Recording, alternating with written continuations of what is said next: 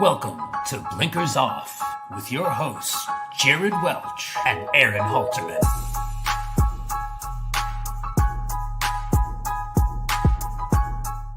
Hello. What is up? I'm Jared Welch. He's Aaron Halterman. It is Thursday, May 15th, and this is a special Preakness Blinkers Off. What's up?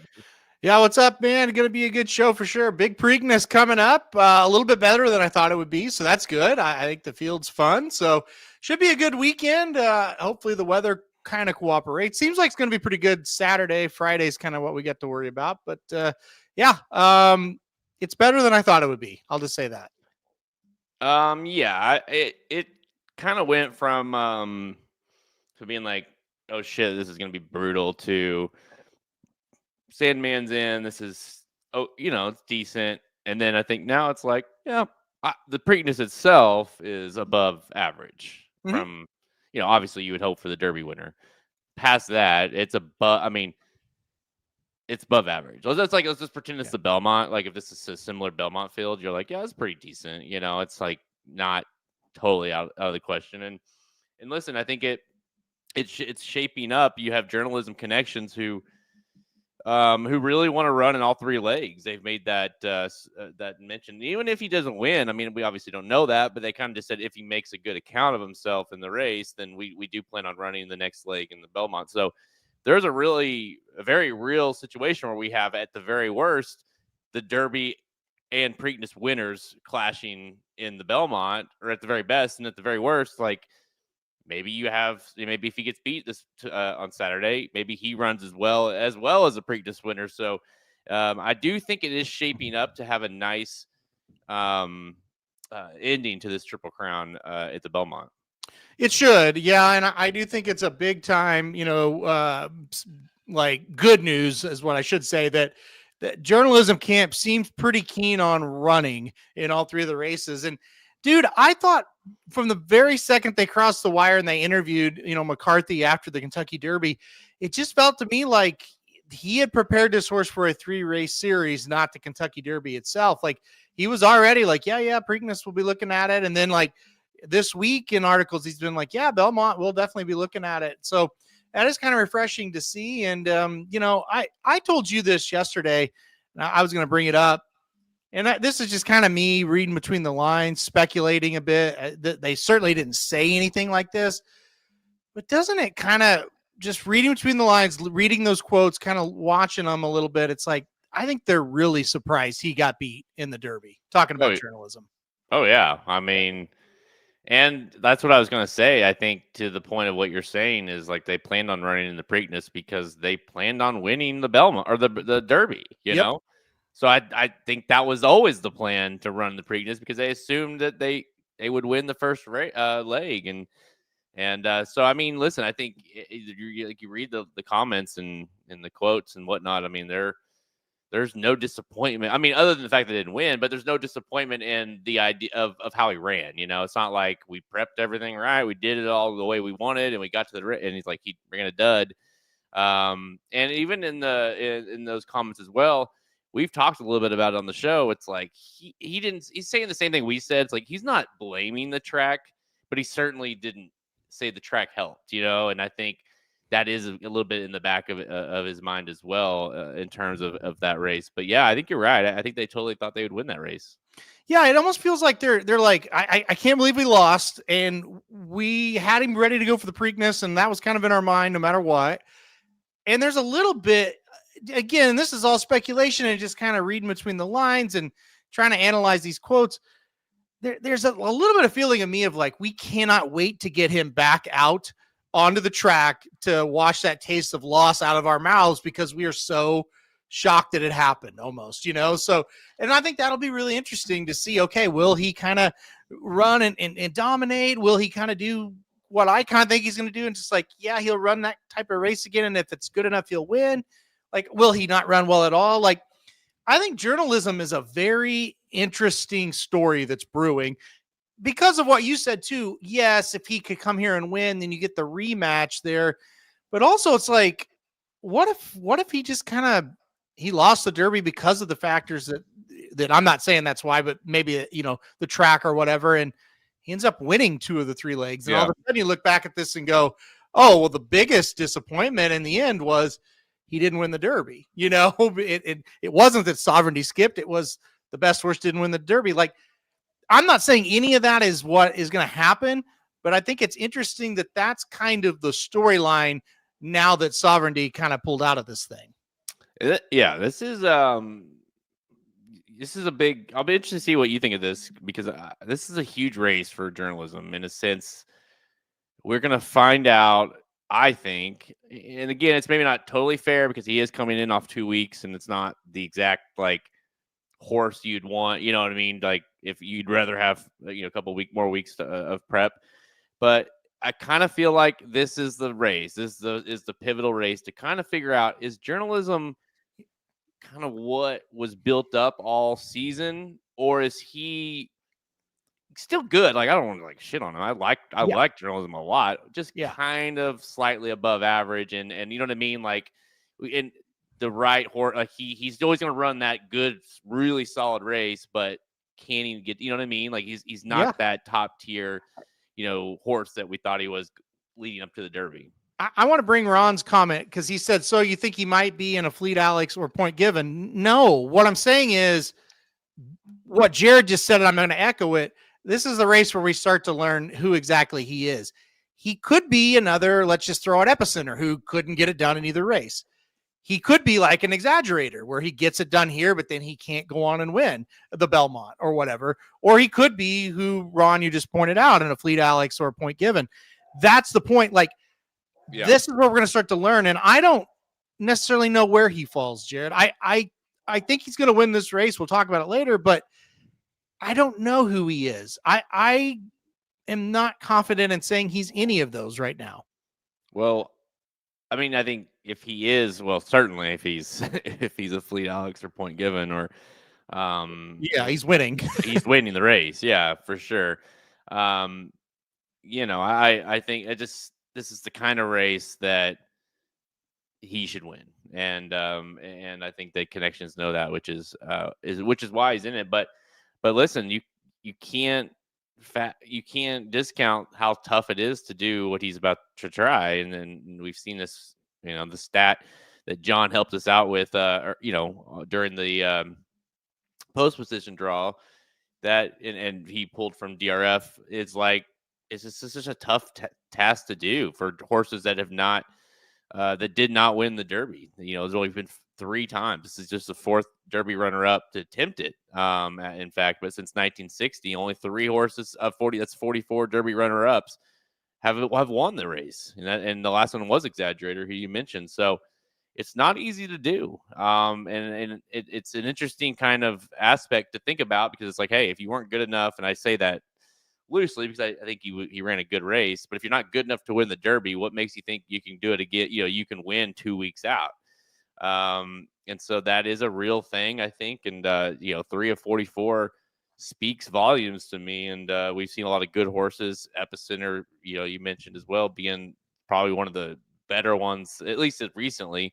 And so I honestly am taking put a lot of weight into that when I handicap this race. Oh, I think you have to, because you do have to view the history of it and go, okay, this has been a problem for horses. Now, I will say this.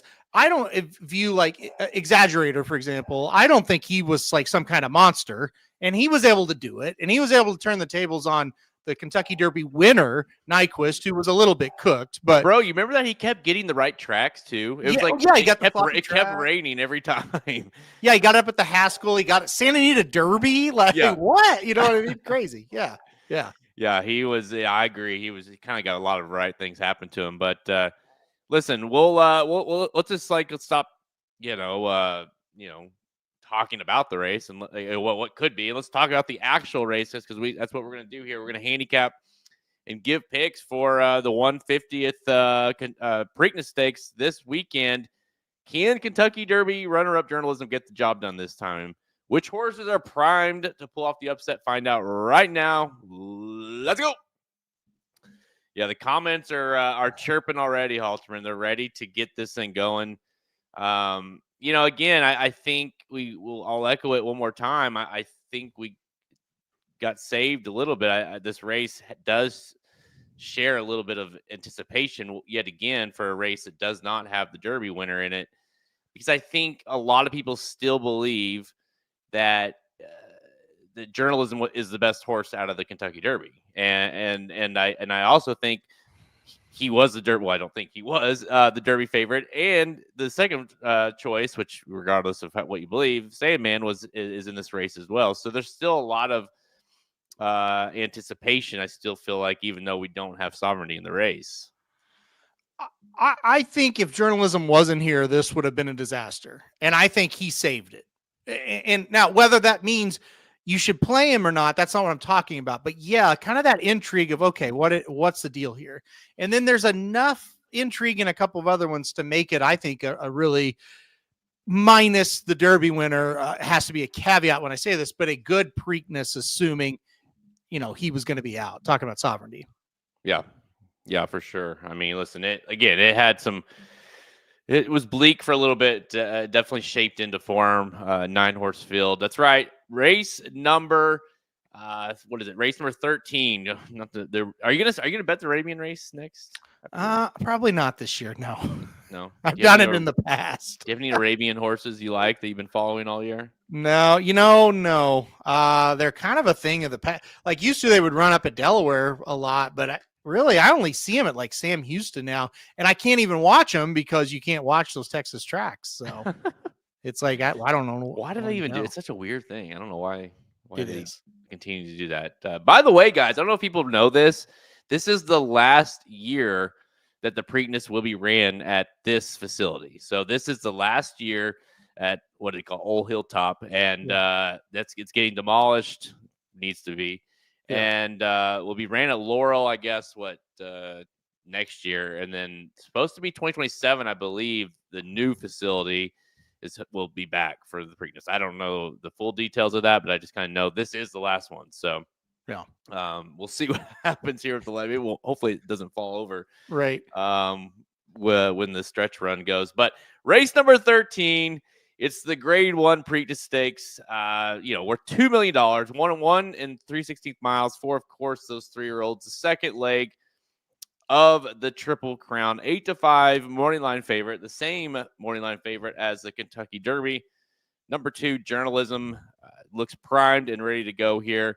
You got a group of new shooters. The horses that we saw already in the Derby, that's number 3, American Promise at 15-1 for, of course, the coach who's won this race 7 times. And then Sandman at 4-1 for Mark Cassidy, the second choice of the Kentucky Derby. The new shooters, we'll go through them. I'll go through them real quick. Number 1, Goal Oriented for Bob Baffert, the guy that does have the record for most Preakness wins with 8. Heart of Honor, the UAE horse, the Derby horse. Pay Billy, kind of your local prep winner, local horse in the race. River Thames for Todd Pletcher, who somehow has yet to win this race. Clever again for Steve Asmussen. He's won this race twice with 2 unbelievable horses in Curlin and Rachel. And then Gosker, the 9-horse for Walsh at 20-1. So, Gosker's, we have several new shooters in here, which to me, ultimately, I'll hand it to you, feels like if you're going to try to beat them, it's got to be one of those horses you try with. Yeah, I kind of agree with you there as well. It looks like some of these new shooters are pretty solid this year. One thing I'll say though, and I did some research this for the Preakness video this weekend, or this week, I should say. Out of the last 20 Preaknesses, 15 of them have been won by horses coming back on 2 weeks rest. So the 2 weeks thing has really done well and performed well in the Preakness.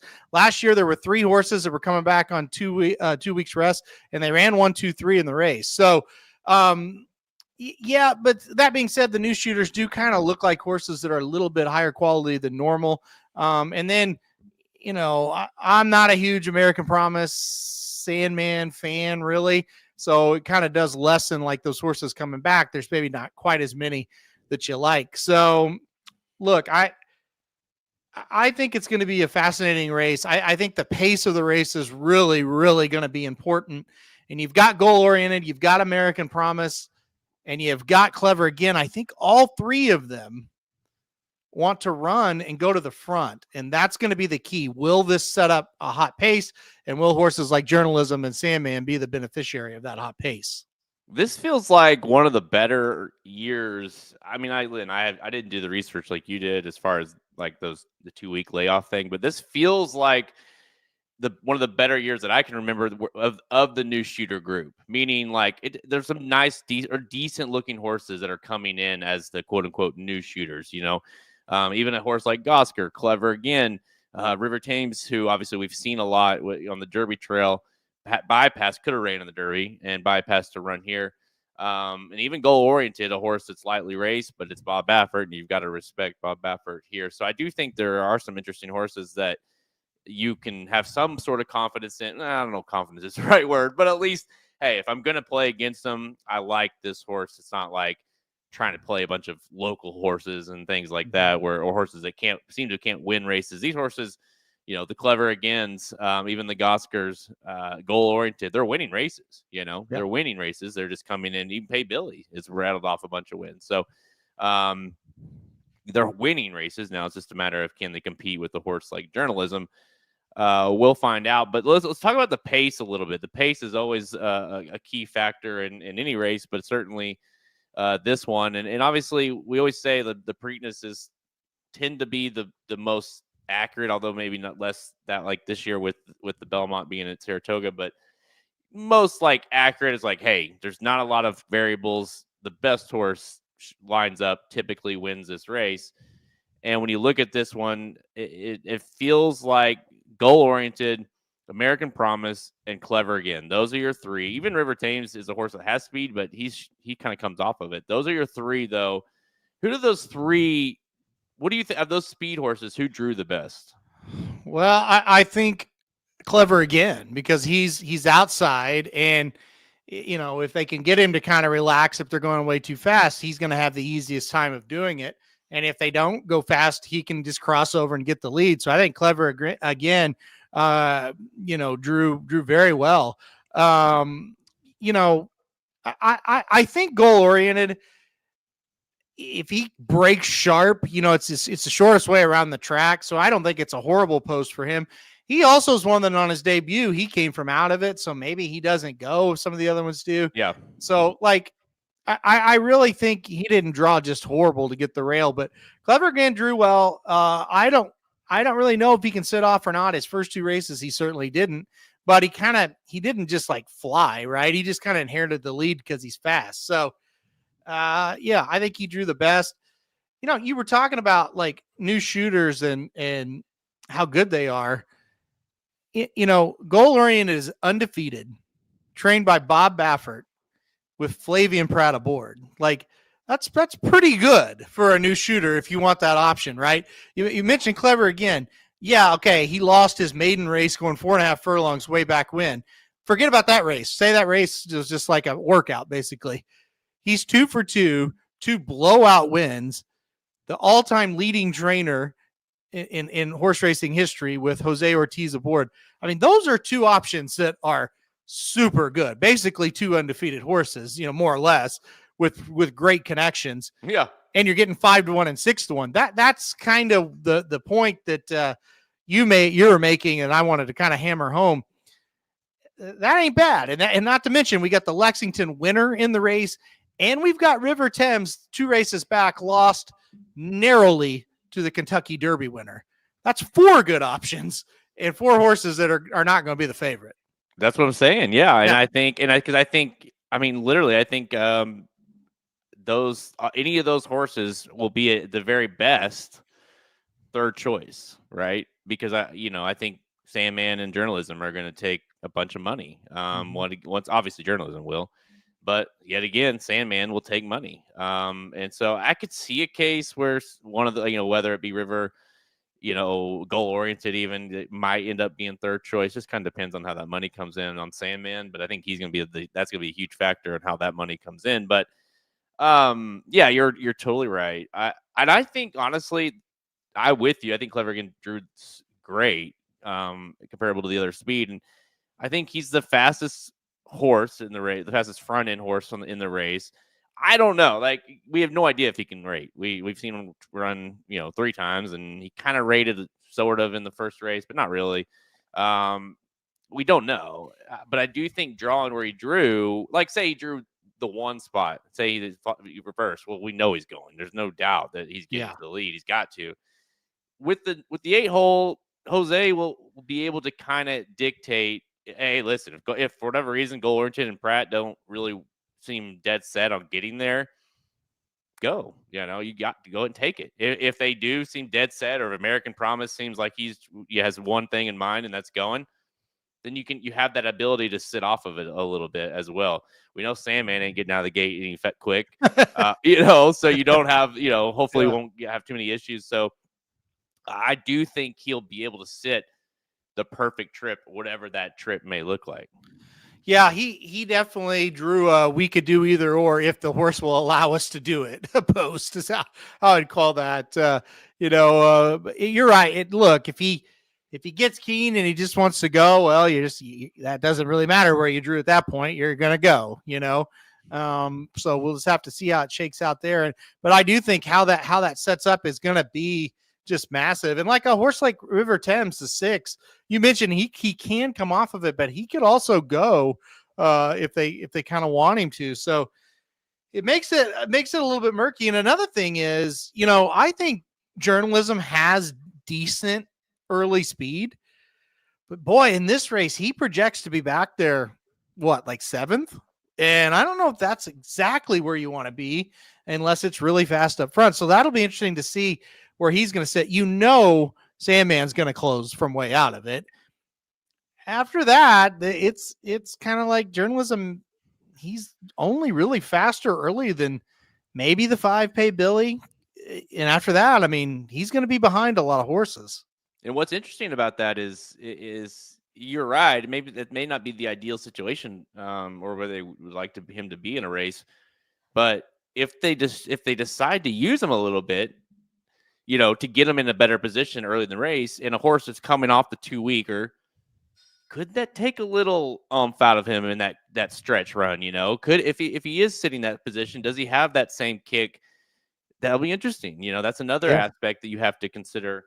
I feel like as well. Listen, you mentioned. I'll just get right to it. A horse that and it sounds insane, right? Because you got to make decisions here in this race, and I have very little interest in the number 1 goal oriented. And this is a horse that is undefeated, has Pratt, has the all-time leading trainer, winning trainer in the Preakness. And I'm tossing him. I don't have any. And in fact, if he even hits a board, I'm not cashing anything, which is how against him I am here. And that if someone could play this back on Sunday, it may really be bad for me. But listen, I said this. If you guys go to the website at racingdudes.com, I posted like a little trends article and just different like things that are out there, like how trainers that have won and how many they've won and different aspects going into the race and so forth. Because here's the thing, I was you doing the same thing personally, going through it. I'm like, hey, I'm just gonna put all this kind of on paper, and that way I can share it. Here's the thing with this race with Bob Baffert. I agree. Like, he's won this thing 8 times. He's had 8 victories. It's just insane. Of the 8 wins, 7 of them ran in the Kentucky Derby. Okay. Yep. So that's a huge factor to me. 5 of them won the damn race, right? So think about that. This guy has had more Triple Crowns on the line than anybody in the history of the sport. And so 5 of those horses won the Derby. 7 of the 8 winners of the Preakness ran in the Kentucky Derby. The only one that didn't, it was the last time he won, which is National Treasure. But here's the thing on him. He'd come into the race, right? I mean, he had rattled he ran in like 4 straight graded stakes races. Like, he was getting beat, but he was in they've been running him in stakes races all season, and even as a 2-year-old. Goal oriented isn't any of those things. So if goal oriented were to win here, it's going to be with the horse that Bob Baffert has never, unlike a horse that he's never entered in the race. You know what I mean? Like, it's not, he has no background coming into this race. And in another aspect, the last thing I'll say, he wasn't even supposed to be in the race. It was because Rodriguez did not run, and so they kind of, they put him in. They didn't really say why, and we all thought that's weird. And then Rodriguez scratched like a day later. I was like, oh, that's why. So all those things being said, he's not the talent is what gives you. Like, you look at, you're like, yeah, he's interesting. It's Bob Baffert, but I just keep going back to all those aspects to why I'm going to play against him. Yeah, and I agree with everything he said, but the one thing I told you when you were rattling that off to me yesterday, it's like, going into the Preakness, I really thought National Treasure had very little chance to win. Yeah, I know. And yeah, you could go, yeah, but he ran in all these stakes. Yeah, and he wasn't any good in any of them, really. Like, what race could you have pointed to and said, hey, he's ready for the Preakness now? Like he wasn't close. And really his races as a 3-year-old were just lackluster, but he got out in front and he was by himself, and that field was just brutal, and he was able to hold off that amazing Blazing Sevens horse, who I don't think ever won again, and then hold off the sickest stretch run of all time, by the way. I mean, it was just awful, and it was just like he's begging for somebody to come get him, and National Treasure turned into a good horse, but coming into that race, he was not a good horse. But again, to your point, he had probably been running faster races than Goal Oriented coming into this race. Yeah, listen, and that's the other aspect too. It's not like visually his races have been, well, I don't know. His last race wasn't visually unbelievable. His first race was. Yeah. But you look at the numbers, the speed figures, it's not like honestly, let's just put it the way it is. Like if the numbers were switched with Clever again and Goal Oriented, you'd be like, yeah, I don't know. This horse might be something. You know what I mean? Like this horse could be something. It's not. I don't know what he's gotten for time for him, but he's gotten like back-to-back like low 90 buyers, which is not bad. Yeah. But he certainly isn't in sniffed 100 buyer, which is what it's going to take to win this race, and at minimum. And so I don't think for this horse to do it for Bob Baffert, he doesn't have that feel to me as being that like.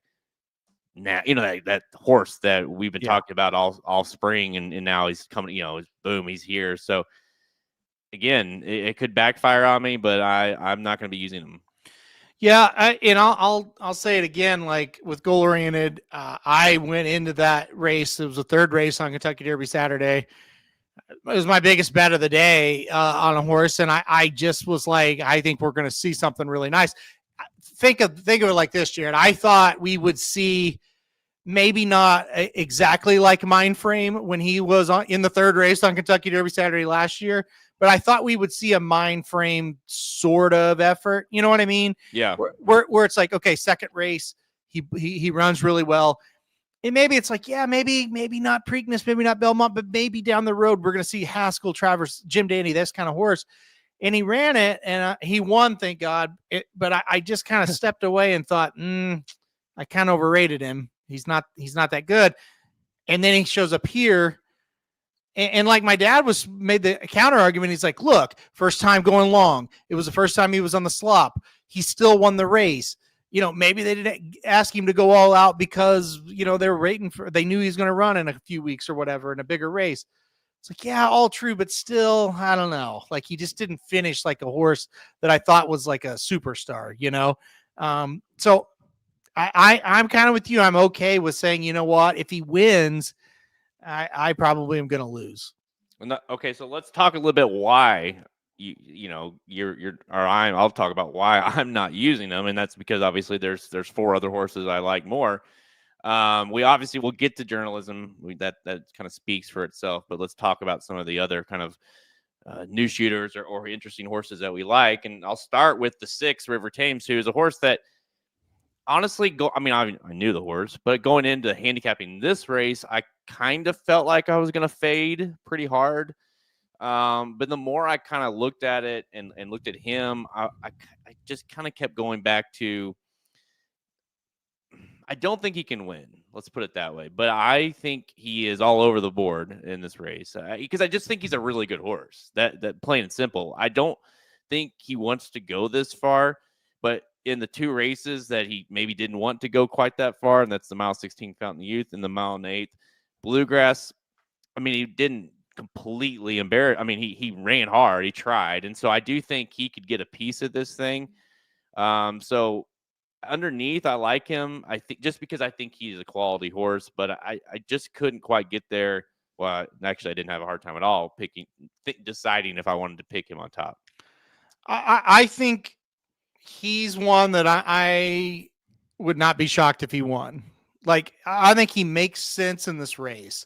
But at the same time, I'm kind of with you. I just couldn't get there as far as putting him on top. But, I think he's a really nice horse. I'm not sure that he wants this distance, and that was my biggest hang up with him. But look, I mean, it wasn't all that long ago. He almost beat the Kentucky Derby winner. So he does have that. And that's something that, that you could take a long ways. And if you want to try to play him, great connections, good price. I couldn't really talk you off of him. Just for me, I couldn't quite get there. I was the same way. I think this horse might be like the poor man's mind frame. I just think he might be like a horse that sort of once he cuts back, it's like he was running 6 furlong mile before, like he was just blowing out fields, and I think maybe just is still a good horse, not quite good enough at these distances, but I would expect him to maybe get a piece of this underneath. All right, let's talk about Sandman, because I'm interested in where you're at. I was all over the place with him, to be honest. I never have considered to pick him on top, and I haven't really ever. But other than on the Triple Crown Trail, I picked him. I honestly, the only reason I put him in my top 4 was with the pace. I think it could help. He'd just by default he should come running up and get a piece of this thing. But do you have any interest in him on top? I don't have any interest in betting a win or playing him in any of the pick 4s, pick 5s. But yeah, underneath, I think he makes sense because of what you said. If the pace does kind of start to come back, he's going to pass a bunch of them. But yeah, I just couldn't get there. And you know what? I told you I had one regret after the Kentucky Derby, and that was Sandman, using Sandman on tickets underneath. And I said, we were there that day for the Arkansas Derby, and we sat there watching those horses. I'm not even talking about them running. I'm talking about walking into the paddock, watching them get saddled. And we're like, these aren't Derby horses. And I fell for Sandman stupidly. And then you look at it now. Okay, he didn't do much. Now, he had a rough trip. I still think he might be okay. Publisher was no good. And I knew he wasn't. I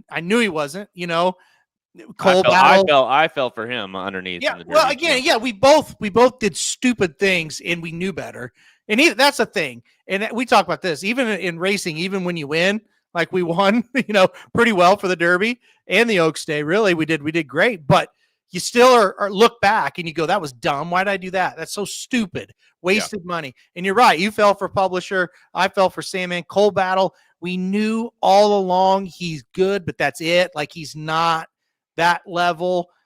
And then you even look like Cornucopian. He's not any good. But when we saw him in the flesh, we knew that as well. Yeah. We're like, oh no, that's a phony horse. Yeah. We knew it, and we still fell for it. So anyway, long rant to say, I think I like Sandman, but I just think he's a cut below.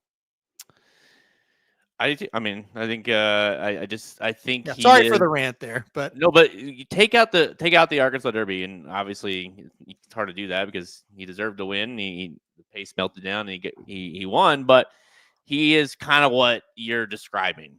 That okay, he won an allowance. He finished second in the Southwest. He finished third in the Rebel. Then if you look at the Derby, he finished 7th in the Derby with a treble trip. Surprise, surprise. So it's like, yeah. That's about what I think he is, Yeah. I think he has every right to finish 4th, 5th, 3rd, even in the race here. I mean, but if it's a total meltdown and journalism doesn't quite fire, then Sandman could win, and I'd be yeah, that makes sense. But like, I don't think he just shows up and he's like, he's going to outrun him today, boys. Like, I don't think he's that type. No, and listen, guys, if you like, I'll be honest. If you go look at the betting Bible, which by the way, guys, great time to promote that. The betting Bible is available, the whole version of it, 12 pages on the website at racingdudes.com. All our picks and plays, exactly how Halter and I are playing the Preakness as well as the whole card. All that is available. John White's picks, everything, racingdudes.com. You can go grab that. But I was on my top 4 there. I kept going back and forth, and I'll use this as a good segue to Gosker here, because I had Gosker and then I took Gosker out and I put Sandman. And I really think those horses are pretty interchangeable. So I have no issue with anybody that wants to not even play Sandman in their top 4. And I think it all depends really on the handicapper and your viewpoint of how you think this race will shape up. And let's go to the number 9, Gosker. Saya is aboard this time for the Lexington winner, who, the numbers have not come back strong whatsoever, but really this horse has done very little wrong on paper as he's rattled off 2 wins. He came into that Lexington just as a maiden winner. And, he didn't quite flash, but he got the job done and feels like a horse that is going to like going this long. Yeah, I think he's getting better too. And like I said, going to like going long. I think if you want to play a 20-1 shot, this is the one. I don't know that he'll be 20-1. But I do think this is kind of the longest, quote unquote, longest shot on the board that actually has a chance to run well in this race. Really good connections as well. I didn't end up using him, but again, if somebody came up to me and said, "Hey, what do you think about this Gosker? I'm going to take a shot," I would say, look, I don't think he's good enough, but I wouldn't not do it if you're getting close to this price, because I do think there's a little something there with this horse. He's got talent. I'll say this. I think there's 2 horses that are 20-1. Should be 20-1. Heart of Honor is 12-1, but I think he should be 20-1. Those are 2, the Heart of Honor and Gosker, who I do feel like will run, right? I don't know that. I don't think they're good enough to win whatsoever, but those are like 2 huge prices that I feel like could get a piece of the try or the super, that really just because they just kind of keep running, like even as much as you want to shit on, which I agree, on the UA Derby and that kind of stuff, Heart of Honor just keeps running. Like that Heart of Honor just has like one gear. It just kind of keeps grinding away. So you got to think that horse will at least stay on. Whether the horse is good enough, we'll find out. But so I like those horses as underneath plays for sure. Gosker at 20-1 is insane. I hope if he's anywhere near that, I like, because I do think there's value there. Well, yeah, he shouldn't be 20-1. That's for sure. And I there's no way I can argue that he should be 20-1. But I think, look, you're gonna, if you want to bet Gosker, I mean, I'm talking about something more than just to hit the board, but to try to win. You do have to then kind of think, okay, he has to get better. How is he, like, what is his path to getting better? Is there a chance of it? How big of a chance of it? Because he hasn't been fast enough yet. But if you think, hey, longer distance and 3rd race off the layoff, whatever, then all of a sudden it's like, okay, if he improves a little bit, well, he's right there. He's got a chance at least. I don't like horses like this. Why it was a big reason why I didn't consider on top, because one, the horse, like you said, he's lightly raced, but he's also ran 3 times and has not shown really improvement in any of them. I mean, he's been he actually went down a notch in terms of buyer speed figures in the last race. And with a horse like that, you're asking, you have to have 2 different things happen. One, he's got to improve somewhat dramatically, and 2, all the other ones have to regress somewhat dramatic. You know what I mean? Like you have both, and it's tough to do, right? Could he improve 1,000%? Could he improve enough? Also have all the other ones, have the journalism, have the clever against, have the goal oriented, the River Thames, whoever it is, also all regress. That seems like a lot to ask. So that's why I kind of honed in on him underneath at best, but not as a win contender. All right, talking about win contenders, let's go to the 2 that I think you and I, obviously I know the answer because we've talked all week about it. And we'll start with the horse that is the favorite's biggest threat, in my opinion. That's the 8, Clever Again, for trainer Steve Asmussen. Jose Ortiz, who's ridden this horse the last 2 efforts, is aboard. And listen, dude, I mean, listen, not a lot you can say about this horse negatively. On debut back in April at Keeneland, ran as a 2-year-old, ran 4.5 furlongs, blazed with Dream Away, and those horses were just neck and neck. Any longer, it kind of felt like Clever Again was coming back on him. Past that, didn't see him for a long. Obviously, had some issues. I don't know how. I don't think they were major, but just had issues. Didn't come back to the track till February, which is kind of why we're here, right? It was a little bit behind the 8 ball just from the start of this year. Broke the maiden on debut and was really impressive doing it, going to mile 16th. Rebounded there, or came back from that, I should say, in the Hot Springs. Last out, won by 4. Just beat the shoes off Gaming. Was never really close, and this horse never looked like he got out of first gear either. What do you think of Clever Again here? Oh, I like him quite a bit. I think he's like super dangerous in this race. Look, I mean, we know that the barn has liked this horse for a while. He came back and was just super impressive in that maiden special weight at Oaklawn. And, look, I phrase it like this. He did exactly what a good horse should do to Gaming, just kill him. Right. So, but he did it very easily, as well. And look, I think that race last time out, in the Hot Springs, I think that race is on par with kind of what journalism can do. And I think the big difference is we saw Clever Den do it once against weaker company in a race where he got everything his own way. And now the question is, okay, can you reproduce that race against tougher horses when you've got company up front? And if the answer is yes, he can win. And if the answer is no, then obviously I don't think he's going to do it. So that's just the thing. Can he do this again? Can he run that kind of race again with much different circumstances? They've kind of worked backwards towards the Preakness. This is kind of the spot that Asmussen had picked out, and you can see why. He's earned it. He looks really good. I don't know. I don't know if he'll be able to reproduce that effort against Preakness type horses or not. But if he can, he's the one they're going to have to catch. And I'm not sure journalism will catch him if he fires a huge race. I mean, listen, I think they turn for home. Here's how I see the race unfolding.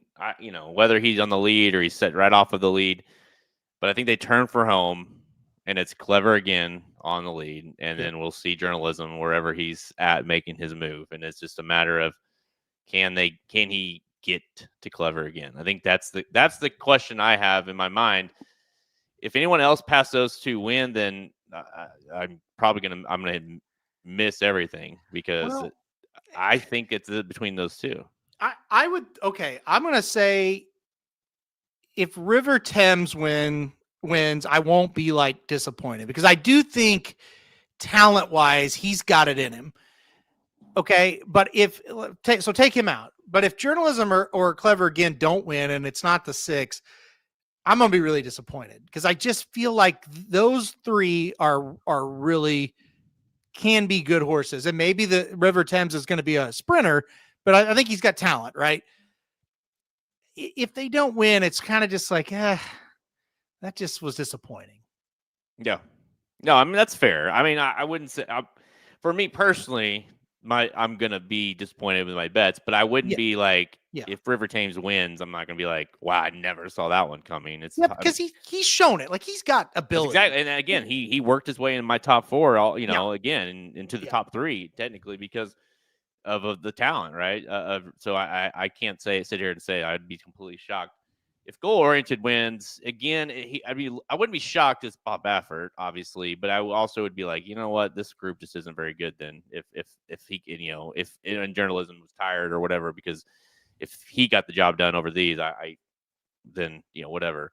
I don't know. I just keep going back to the way Asmussen has handled this horse. Obviously, the ideal he'd mentioned that he was hoping the horse would get to the Derby. But, because the horse had, was late to the game in February, this has kind of been the plan. There was never any doubt. There was never any like, hey, I don't know. Well, I guess we'll run the Preakness. It's like, no, this is where we've been planning to go. And he had a quote even after that Hot Springs where it was like, I think the farther he goes, the better he'll be. He's very quick, but he has tremendous cruising speed. I don't think we've been anywhere near the bottom of him. He ran a very fast race at a mile on 16th. Don't think the distance will be any issue. That's Hall of Fame trainer Steve Asmussen. He knows better than I do. But when I watch him on paper, or I watch him on screen and see him on paper, that's what he feels like. He's sired by, the horse that won this race, American Pharoah.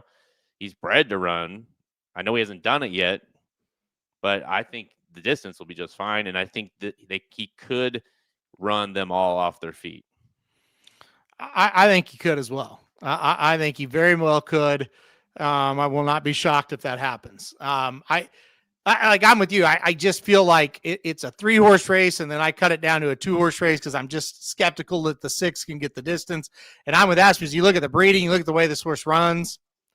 I mean, I think the distance will be fine for Clever Again. And look, I think it's just going to be okay. Experience, and can the horse kind of reproduce top efforts versus a horse that we know can reproduce, solid efforts. And that's going to be the key. I still think journalism is a little bit more prepared to win a race like this versus Clever Again, but I think it's one of those two. And I will say this, and again, I've said it a lot this week. I am very much on the fence on the level of just how good journalism is. I obviously think he's good. I am not sure he's great. And if he's not great, Clever Again can beat him. Let's go to the horse that you just mentioned, which is, of course, is the favorite. We kind of bypassed him, but want to make sure we have time to talk about journalism, the favorite of both the Derby and now this race. Looking to do something that has been done only a few times, right? And that's win the Preakness after being runner-up in the Kentucky Derby. 44 runner-ups, like I mentioned earlier, of the Derby have started the Preakness, and only 3 have won, and that's since 1960. So obviously it's a tough thing to do, and journalism and McCarthy looking to do that here. That's plain and simple. If this was the Derby, quote unquote, meaning that this is what we were building up to all season, similar, what journalism actually built up to in that last race, I would not pick, or I would not think that Clever Again we could get to him. Mm-hmm. I just think I just think journalism is better. But with that in mind, I think he's softened up enough to where a horse like Clever Again in this part of the year could hold him off. And so that's kind of the whole idea. I am basing a lot of my decision and my handicapping based on the fact that journalism just did run 2 weeks ago. I don't know if I would do that if I were you. I just don't. I don't think if you're gonna look at data, the data is they do run pretty well off that 2-week layoff. So, I hope he runs well. I'm planning on him running well, just not well enough to win. I'll say this: if you're gonna pick against journalism, you better do it because you really like another horse. No, for real, yeah. So, but don't, if you're out there and you're like, I don't like anybody here, but I just don't think journalism's going to fire, I'd be careful with that. I think he'll fire. Now, if you like a horse, go for it and try to beat him. But if you think journalism's the best horse, you need to take him, because I just really feel like I don't think the 2 weeks is going to bother him. Now, and like I said in the Preakness video, usually what happens is the 2 weeks that horse will fire back, and then it's the next one where they don't run quite as well after wheeling back that quickly. So kind of keep that in the back of your mind a little bit. But anyway, we've seen that a lot, by the way, with like say, like an old, remember Always Dreaming, right? And that then he brought it again. Obviously, didn't get the job done, but never was the same ever again. No, like that too. Like you're right. That 2 week, they can usually get one more good race out of them, and after that, it might hurt them after that. But yeah, you're right. Yeah. I mean, look at all those horses that tried the Triple Crown and failed, and how they didn't run all that well. And you could go on past that as well. So, look,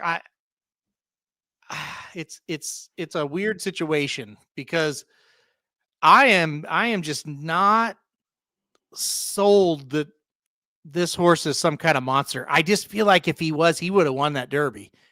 But that being said, I just think he's better than this group. I really do. So I think journalism is the pick. I just think he's shown over and over and over again. He's super consistent. And even though Clever Again ran a huge race, and I am very scared of him, journalism has run faster races than that. So, Clever Again still needs to get a little bit better, which he could. And that's what the scary thing is, right? But still, I just kind of feel like journalism is still the right pick because he's been so consistent. Yes, he did lose, but yes, he did run very well. So give me journalism. Where are we at with him on price? I know he's 8 to 5 on the morning line. That's not going to happen. So where are you thinking, well, two questions. Where do you think he kind of goes, and where are you willing to, what's your cutoff in terms of you wanting to play, literally bet money on him to win? I want 6 to 5. If he goes below 6 to 5, I don't think that's a great bet, but I think he'll be 6 to 5. I think because Sandman's in the race, he's going to take enough money where journalism is going to be a playable price. And look, I think Clever Again's going to get bet because I just don't see a world where he doesn't. Right? Why would nobody bet this horse? I know, and I think and then you got Baffert in the race. That's the other. I do think that I think 6 to 5 is the spot where it's hey, people start to go, well, I don't know if I want to bet him at 6-5, so I'll bet Clever Again, or I'll bet Goal Oriented, or I'll bet River. You know what I mean? So I do think you have enough horses that are interesting when his odds get too low, and so that might be a bottom for him as far as where you could play. I don't hate 6 to 5 either, to be fair. I think that's fair. Yeah. Well, and you just mentioned Baffert's in the race with one, and you do have the Sandman factor. So maybe I'm wrong, and Clever Again is not bet down. Maybe he is 5 to 1. And look, if you're going to take a shot with Clever Again and he's 5 to 1, shit, more power to you, because that makes sense. He shouldn't be that price. So, I think too, we are going to see, even if he runs 1-2, let's just say, and it's a decent 2, I think journalism is going to run in the Belmont, assuming he's healthy. I think the winner of this race, if it's not him, will certainly run in the Belmont. If it's a horse like Clever Again, it's Asmussen. There's no way they're not running, right? Sandman's a horse that I think regardless if he runs up the track or not, I think he's probably a horse that's going to run in all 3 legs. So he's probably a good candidate for that. And then American Promise, being who he's trained by, could certainly be one. I don't know that Goal Oriented. This might be if he won, yeah, maybe. But I wanted to ask you this earlier when we were talking about him. Let's just pretend for half a second Rodriguez was in this race and not Goal Oriented like that. Would you have considered Rodriguez in this race? Big time. I would have too. Yeah. Big time. Yeah. And it's kind of look, Rodriguez has 2 monster races that are faster than anything Goal Oriented has done. Right. And that's what it is. He would have been, I may have picked him. Yeah. I would have. I honestly, when he was in it for a hot second, I was thinking I might be picking him, and so because I really liked him in the Derby too. He was one horse I had kind of used as he was the only horse in the Derby where I was like, hey, if this thing goes gate to wire, he's the one that I think I want, And then of course he scratched, and so it didn't have to play. But yeah, he obviously has some sort of issue that continues to linger here. But no, I wanted to ask to see if you would have. I would have too. All right, so let's see. Obviously, guys, if you can get our exact bets on how we're betting this race in the Preakness betting Bible. But Halsterman, give me your pick. Who are you picking to win in this race? Yeah, I took journalism again. I just feel like he's been so consistent, and I do think he's going to show up and run a nice race. I think he'll show up and run his race. So I'm going to take journalism once again. I look for him to make a big move around the turn, and I think he can get by Clever Again, and I just don't think anybody behind him will come get him this time. So give me journalism. So you and I see this race almost identical, other than one tiny itty bitty aspect, which is major, which is very, very pivotal and major. Yes, it's the fact that journalism will not get to Clever again. He'll do the exact same thing. You and I are seeing in our dreams when we wake up. Our dreams ended differently. You know, Clever again held off journalism. Do you dream about horses? I told you that if you go back and listen to the John White podcast, I said, John, here's my deal. I just keep having this dream of sovereignty, catching journalism late. So there you go. There's my dream. I keep dreaming that that Clever, Clever again. I can hear Larry Collmus yelling like some insane call, and Clever again keeps going, and it's a matter of if and listen, I just think. And I keep going back to it, how hard it is for a horse to win, not run well, but win this race off of that 2 weeks as a runner-up, in the Derby, that stat. And I just think that's the starch will be out of him just enough to where he'll run his race, and we'll sit here and be talking about this horse ran his race in the Derby. He ran a hell of a race in the Preakness, and he lost both of them. So and by the way, if you go look at the betting Bible, I have backup tickets, meaning ways that I can still cash money in the Preakness with journalism winning. So I'm not insane, but I just think there's value here at the exacta, or even playing Clever again on top, depending on what price he goes off at. So give me the 8 Clever again. I think journalism gets beat once again. That's right. No bias there, Kevin. No bias.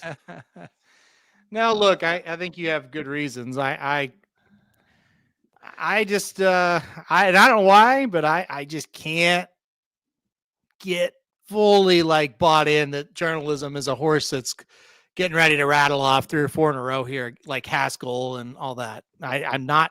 And maybe I'll be there by Saturday at the end of that race, but I don't know. But still, I still have too much respect not to play him. So, Team Bitcoin. It's not like you just have to go look at the betting level. Basically, it's not like saying like, well, I've got Clever again on top, but I also have a ticket where I switch the exacta around or whatever. It's like different ways to get into the race, meaning pick threes, doubles, those kind of things, where you get into the late race, and if Clever again does not win, I'm definitely hammering him on top in the actual race. But I have other tickets live too. And Benjamin, me and him were just talking about this earlier. We definitely like that horse. Yep. So I would also say like backup tickets in like the major races where there's a lot of money in a pool and you're expecting a little bit more payout. It's not the worst. A backup ticket here in the 5th race at Belmont at the Big A, yeah, probably shouldn't do that. I think the situation. I play backup tickets in the Derby because I think it makes sense to do it. So exactly, yeah, exactly, Marco. It's not, you. I mean, I think it makes sense. It's how I play them, and obviously, I would love to be. What my goal always is on the quote unquote backup ticket or just B and C tickets, however you want to say it, is to have the ability to where if my opinion is right, I have it 5, 6, 8, 12, 20 times. Right? Yep. So like if I'm right on Clever again, I'm live to him on a big pick 3, on a big double, and of course in the actual race. Now, if I'm wrong on Clever again, then I have some backup plays with the horse who I think is obviously the most likely or the second most likely winner of the race. So I like to press my opinions. I obviously go look at the betting Bibles. I press them every week, but knowing that like, hey, if I am wrong here, there is some sort of method to me still cashing. Yeah, and again, it's if it's a 6-horse race. And it's a 7-5 shot and an 8-5 shot, and you're trying to play one horse big and then backing up with that other one. Yeah, it's like, don't do that. But like, it's all situational, right? Sometimes you just have to. Hey, it's a short field. The odds are short. I'm going this horse over this horse, or I'm going straight in a double, and that's it, right? And that's kind of the end of it. And I don't have any leeway to do anything with this. But if you have some leeway and you have some leverage with what the odds are showing, then it's okay to dabble into that a little bit. And I think this was kind of the thing right here, like just avoid those tickets where it's like you get into the negative expectations, right? Like don't do that. Right. Yeah. You Like can't. you're not playing backups with goal oriented. Just in case I'm scared of. No, it's like, look, these are my big opinions, but I like this horse, so I want to do something Right. to get him involved. Yeah, That's the reality that makes this race tough for me. Is right. I really like journalism, and I also really think he'll run well here. Like that's the thing. Like Yeah. I think both are true, and yet I'm still not picking him to win because I like Clever again that much. Right. So it's I. But again, I wanted to say I put in all this work, and I didn't even show it, so I'm going to show it right now. So look at this. I'll pull up my. It's really not that much work, but all right. So take a look here. Let me take that shit off the screen. So here's 3 different horses. I wanted to kind of show you guys 3 different horses as it led up to the Preakness. The first horse here is maiden special weight. Debuted at maiden special weight in December. Ran a mile and 1/8 in the Withers. Won. Got, I don't know if that says second or third. I can't remember, but it in the Wood Memorial, and then won the Preakness. So 3 starts prior to the Preakness. The next one there is 6 furlong maiden special weight. That was in February. Gotham second, Wood third, going a little bit longer, and then won the Preakness. And then you look at the last one, 4.5 furlongs, mile 16th, mile. Won those 2 races. Any guesses on these 3 horses, Alterman? The last one down there is obvious. That's clever again. The top one is early voting. Let's see. The middle one, second in the Gotham, third in the Wood, and then won the Preakness. Oh, is that God? What was the name of that horse? You got it. So you almost have it. Oh, Cloud Computing. There you go. Yeah. So yeah, Cloud Computing, early voting, and Clever again. When I look at Clever again, he reminds me of these horses in a sense of, obviously little different paths, but lightly raced, coming into the race kind of in their bet, like as ready to run their best performance. And a horse that, honestly, Clever again of the 3 or the 2, I mean, the more lightly raced. I mean, those 2 had ran in the Gotham or Withers, and both of them in the Wood. This horse is ran in the listed stakes only. Now, on the flip side, he's the only horse of those 3 that is coming into the Preakness with a win. Both those horses kind of looked like, at least, they weren't quite good enough. And then, of course, won the Preakness. So interesting horses, but it looked like similar paths in a sense that lightly raced and looks like maybe are ready to fire their best race in the Preakness. So I got to tell a story about early voting because I loved that horse. I bet him on his maiden race. I bet him in the Withers. I bet him in the Wood. He got beat by Mo Donegal. He ran fantastic in the Wood and just got beat right at the last by a very nice horse. He ran well in the Preakness. So I'm up at Saratoga when he runs in I believe it was the Jim Dandy. I'm like, all right, I'm excited. I'm going to bet him here. I've never seen a horse look that bad in a paddock for a stakes race. I mean, and I'm not like Maggie Wolfendale, right? Like I can't really look at a horse and just go crazy about its looks. I don't remember who was with me. Somebody was with me. Maybe probably Ricky was with me. And he's like, I have never seen one look that bad. I said, he looks so bad. And he ran so bad and he never came back. And I was shocked. Like Cloud Computing, I wasn't very surprised that he never ran very well again. But I thought early voting was going to be really good. And he never came back. He was awful. He must have had some issues that happened after that Preakness as well. Had to have, because I'm not exaggerating, guys. I was just like, wow, like what's wrong with him type of thing that day. It was crazy. Anyway. Well, I mean, listen, and I think hopefully this horse looks better after the Right. first race. Doesn't look like that, but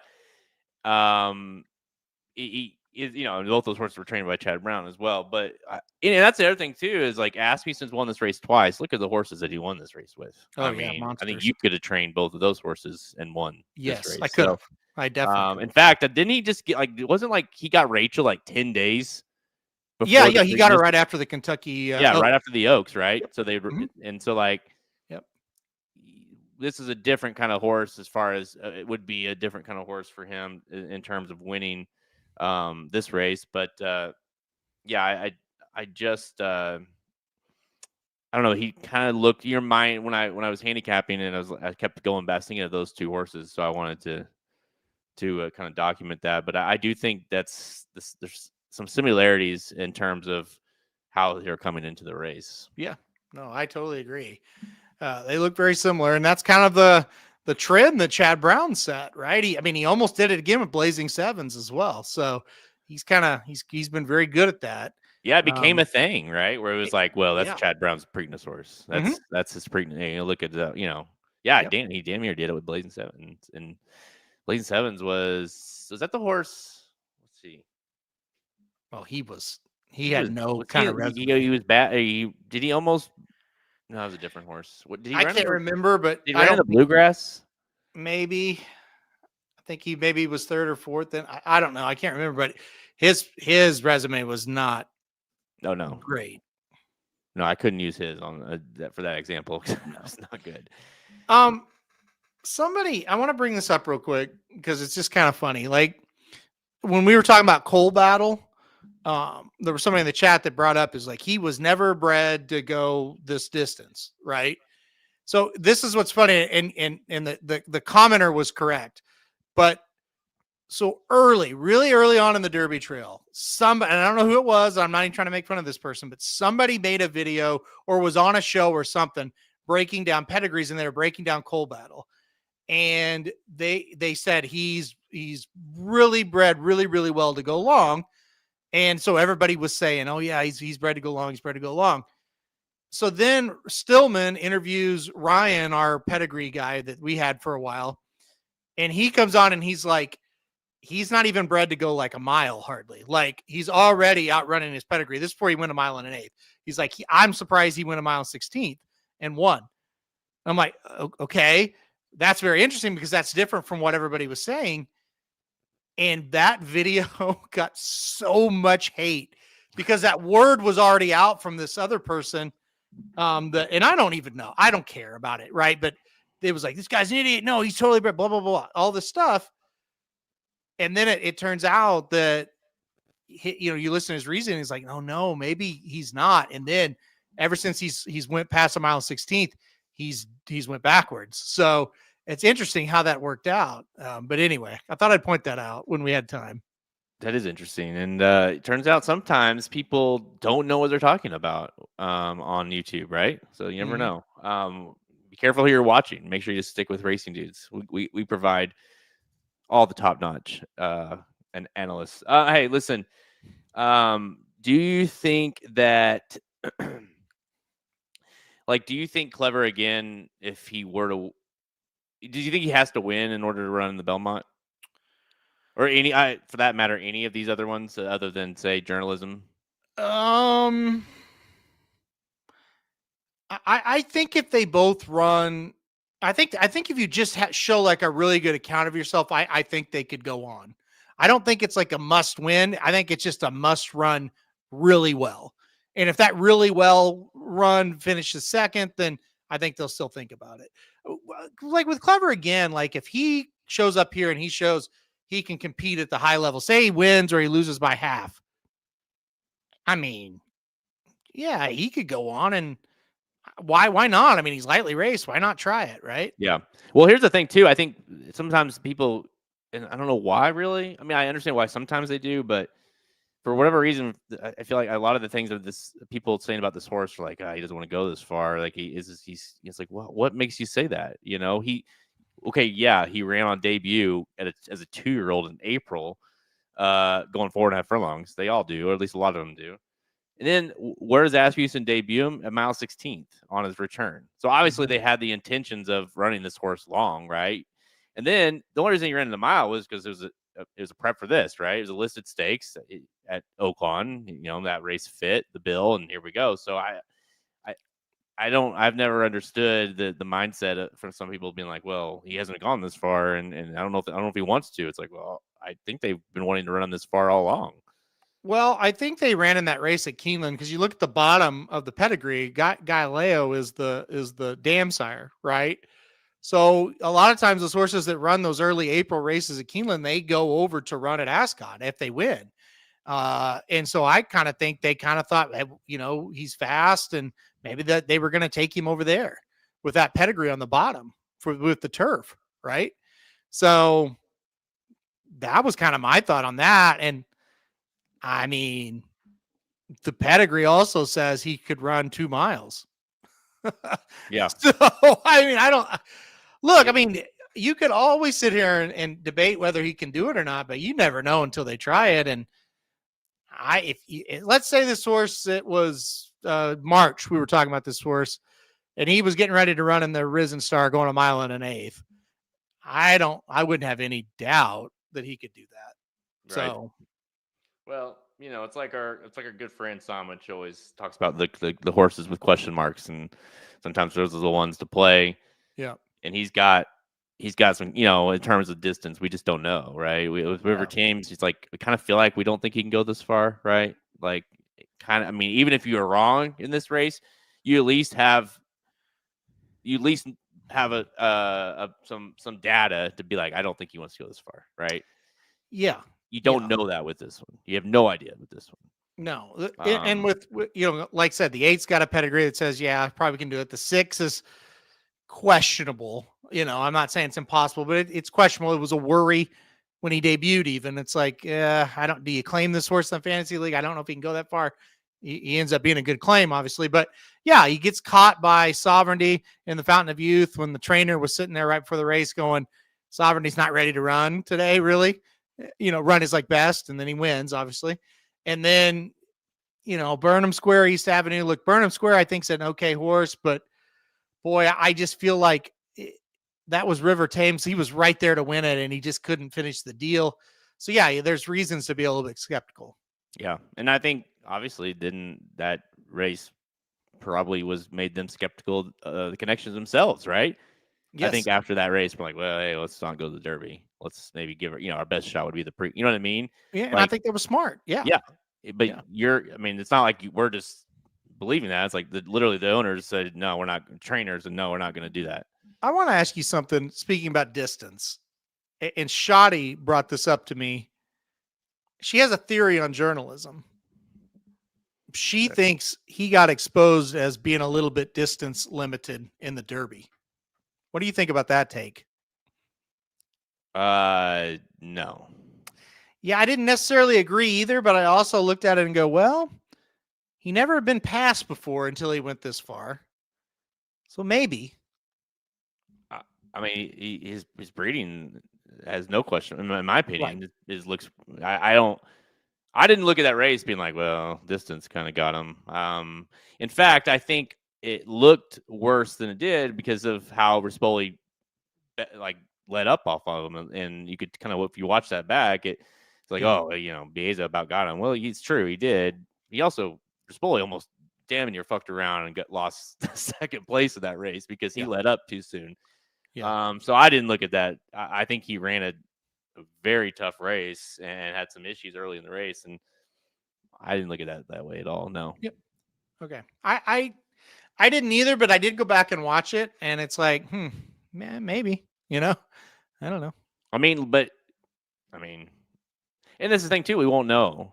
Right. Not because even if he doesn't run great here, you can say, well, he was tired. He's up 2 weeks. When she said it, I was like, bullshit. And then, sorry. And then when I went back and watched it, I thought there's reasons to at least have it in the back of your mind. Yeah. Well, hey, another thing, not to throw her under the bus, because she was not saying she deserves it, but I was talking to her yesterday too, and I said, do you like do you like Clever again in the Preakness? And she's like, well, yeah, I have him in a future ticket. I said, no. I said, do you like him to win? And I think that's an important distinction that we need to. So many times we hear people say, well, I have him in the future. I like him. It's like, no, that's two different things. You may have bet him 2 months ago on a future. Mm-hmm. Do you like him on Saturday? Like, because you can be all day be like, hey, I hope he wins, because if he does, I've got him at 20-1. Right. Or you can be like, I handicapped the race Saturday and I think he's going to win, or has a very good. Those are two completely different things. And I think a lot of times people either don't make that distinction, or will say, I'm not picking him in the race because I already have a future on him. Right. Or vice versa, and do, well, I've liked him all along, I've got to pick him here. And so I think there's such a difference in those two aspects. Like, you can have a future on 8 of the horses in the Preakness, doesn't matter. But if the 9th horse beats you, handicap the race as if it's just a normal race, Right. Yep. Yeah, Anyways.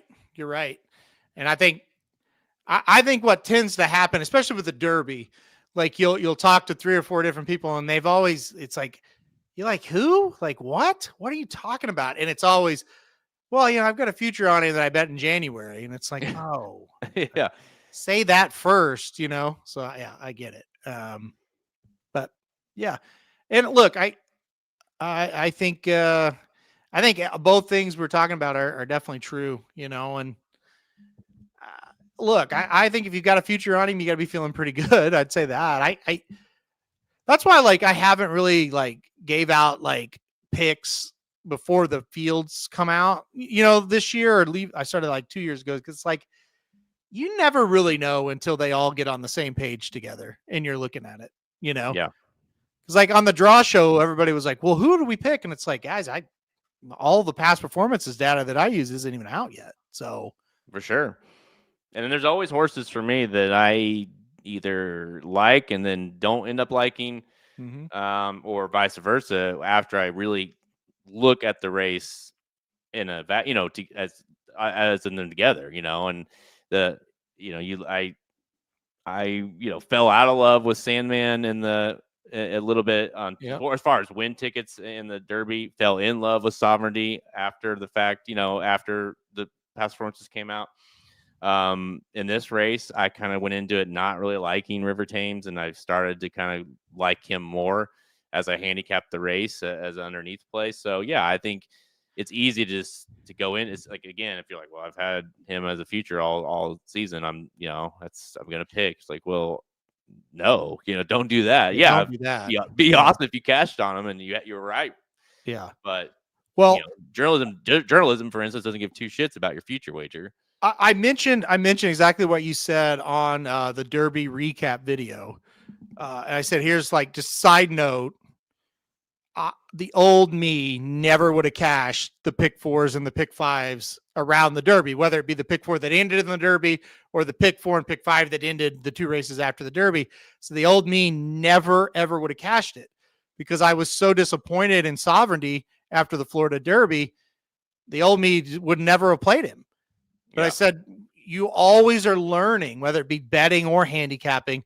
It was like, I have learned, once the past performances come out for the next race, you got to forget that shit, and you got to handicap that race how it looks on the paper for this specific race on this specific day. Because what happened back there could have been a totally different situation than what you're going into here. And that's what it was. Was I disappointed and mad at him in the Florida Derby? Yes. But when I got to past performances and I'm looking through the Derby, it's like, wait a second. No.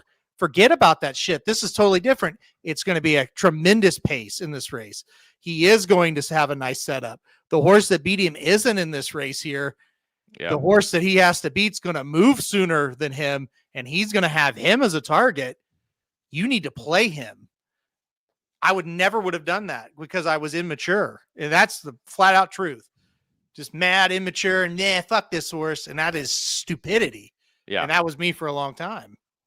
I mean, it just goes to show you always are learning in this game. This stupid game that we love. Yep. You always have to adapt. And again, don't take one instance and compare it towards this instance and make things, and not all things are the same. You mentioned it earlier in the show about your tickets, and you can't just be like, well, regardless of what this race or the sequence looks like, I'm playing the double. I'm playing the pick 3. I always play you know what I mean? Yeah. Makes no sense sometimes. Sometimes it makes more sense to hammer a double, hammer the exacta, play, whatever. Like you have to be versatile in how, because not every race, not every horse, not every instance is the same. And again, that's just something you learn. So this should be clipped. Shoddy says that was that was listen.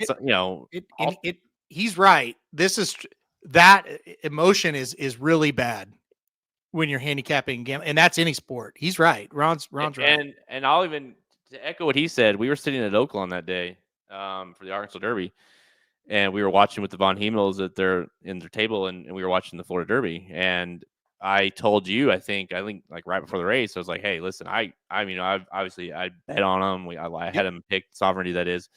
And I said, man, I so badly want him to win here because I so much want him to be my Derby horse. Yeah. And then you did, like almost to those exact words. And he lost. I lost money, and he lost. And similar to what you said, I was like, motherfucker, like this horse isn't fast enough. Like there's no way, all the emotions.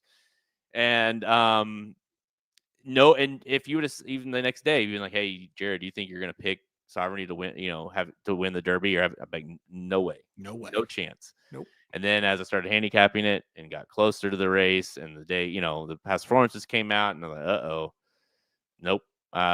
People are gonna kill me on Twitter because I was shooting. I was talking shit about this horse not winning the Derby, and now I'm like, I think he can win the Derby. Yep. And so, again, you got to take your ego out of the game. That's another big thing, especially in our line of work where our opinions are voiced out there to the public. You got to take the ego out and just, like you say, handicap it like you think it's going to happen. So, but again, learn a big lesson there for sure. Never to count a horse out just based off that one race. So, and again, you could say that with River Thames is a horse in here, journalism is a horse in here.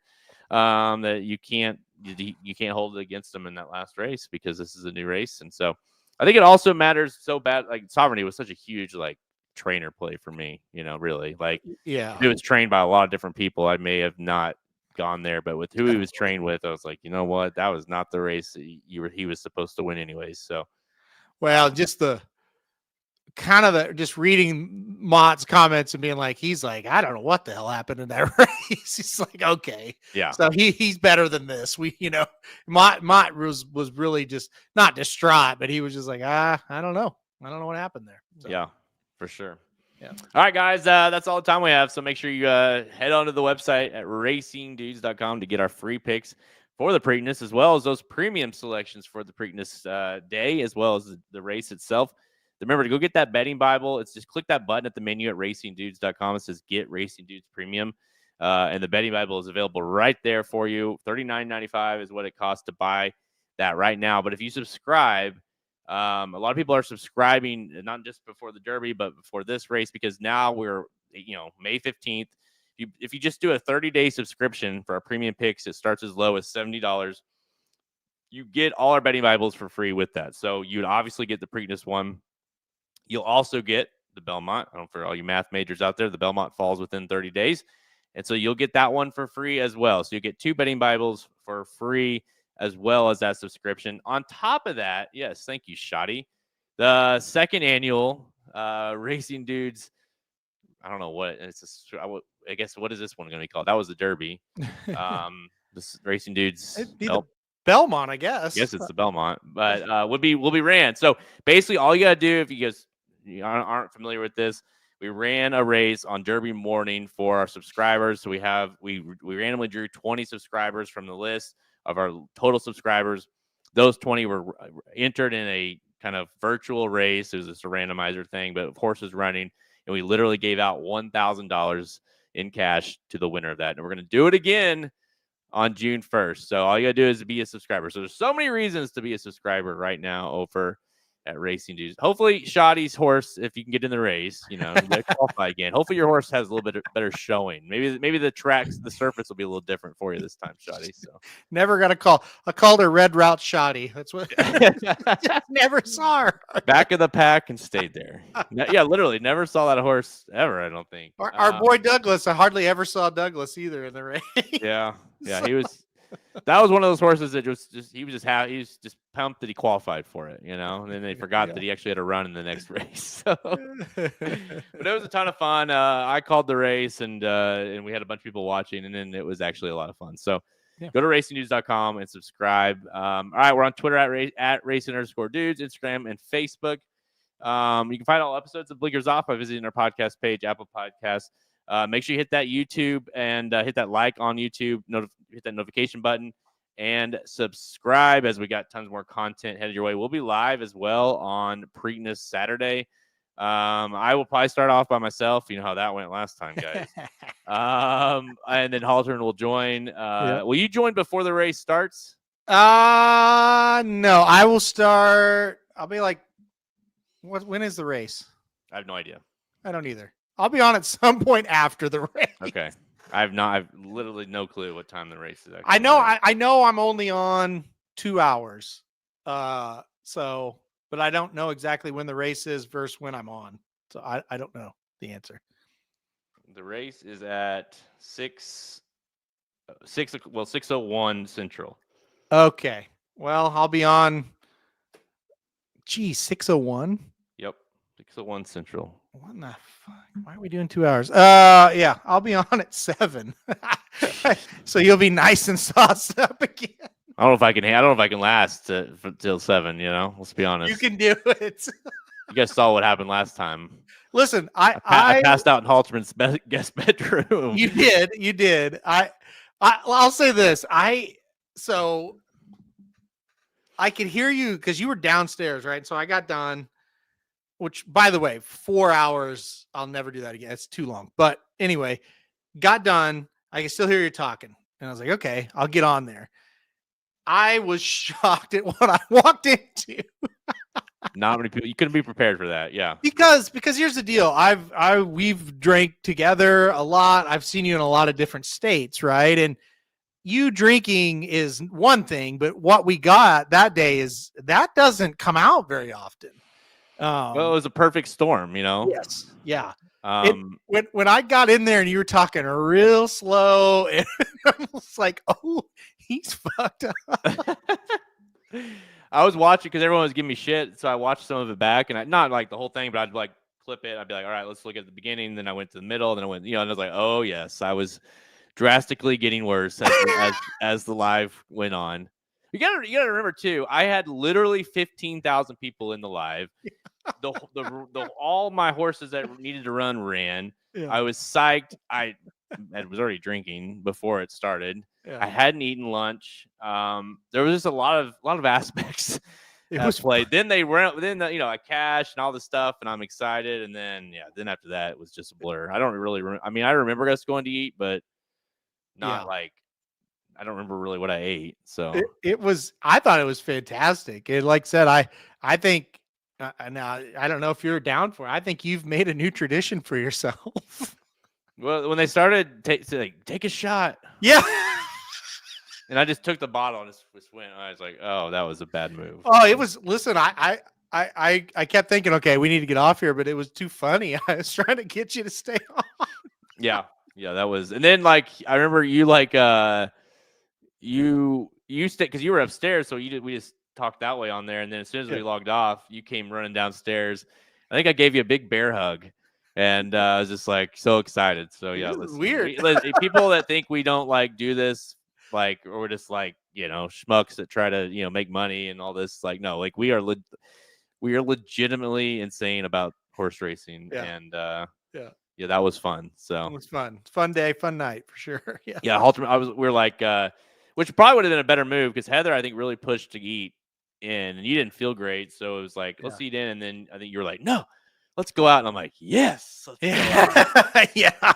We did. We went to a couple places, but it was just kind of like, okay, we can get you home. The second move was not a good, probably not. Well, you were like, oh, I'm seeing double, but okay. It's like, oh, yeah, then I ordered like 2 doubles there, I felt like I was with Kelby for yeah, listen, when you're seeing doubles, here's some advice for all you newbies. If you're seeing doubles, start ordering doubles. It always helps. So the lady that we went to our second spot, she waits on us like every time we go there, and you get like we go there for lunch, like we eat, right? And you can tell she was looking at us like, oh, okay, you're these type of people too. All right. So it was pretty funny. Yeah, there you go, Shotty. See doubles, bet triples. There you go. So that's where the shirt came from. All right, guys. We're gonna wrap it up. Halterman, you guys will be live on the Magic Mike show in 15 minutes, right? Yep. I'll be live over there. We'll obviously talk Pimlico pick 5. So that'll be fun. And people talking about bull shots. I could be talked into bringing that back. Maybe not Woodinville, please. No. That was I mean, listen, I love myself some whiskey. Like I have no problem drinking it straight if need be. That shit was gross. It was really bad. Yeah. Remember, so the story, I mean, people probably know that story, but the story behind it is Samich was even more trashed than I was. Yes. That night, and we arrived late, or not. He was there before us at the Airbnb. He was already trashed, and so we were late. And then he starts ordering shit. Remember, we were like, "Hey, what do you you guys want?" Because he had like he was ordering shit, and we're Woodford. like, "Get what did we say? Woodford and Get Woodford. Something else." It was like Woodford and maybe like High Noons or Woodford and And he ends up, we get Woodinville, and we got like some like, it wasn't even seltzers. It was something else, I can't remember. Like, dude, you could not have fucked this order up more. Well, if you remember, we got there and it was just quiet. Nobody was up, anything. We're like, all right, well, I guess we'll hang out in here. And then here comes Big Bear. He rallied. He's stumbling out, and we're like, what the hell? And he's just out of it. He told us some stuff. There's no way it was true, number one, and then he'll ever remember that he told us, number 2. That was Breeders' Cup, right? Yeah, that was Del Mar Breeders' Cup. Yep. Yeah. And then Keeneland Breeders' Cup, we had a good time too, but just not on the air. Yeah, that one was fun. Yep. A lot of fun. All right, guys. Yeah. All right, so head on over or just stay put. Go, do a little bathroom break or something, and then stay tuned because Halterman and Samich will be giving out that pick 5 at Pimlico on Saturday as well. Of course, hit it last week. You did, yes. And Samich will see if he can go 2 for 2 for the Triple Crown Trail. Gave out Sovereignty as the top pick last in the Derby. I don't know. I have no idea who he's picking. Do you know? I don't. No, I don't know. So there we go. I'll tune in for that to find out who he likes in that one. But all right, guys, thanks everybody for tuning in. And again, go over to the website, racingdudes.com, get all our picks and the betting Bible. I'm Jared Welch. He's Aaron Halterman. Good luck in the Preakness, guys. Thank you for listening to another episode of Blinkers Off. Join our horse racing community at racingdudes.com and follow us on Twitter at racing_dudes. Want to make money betting horses? Bet with the Racing Dudes.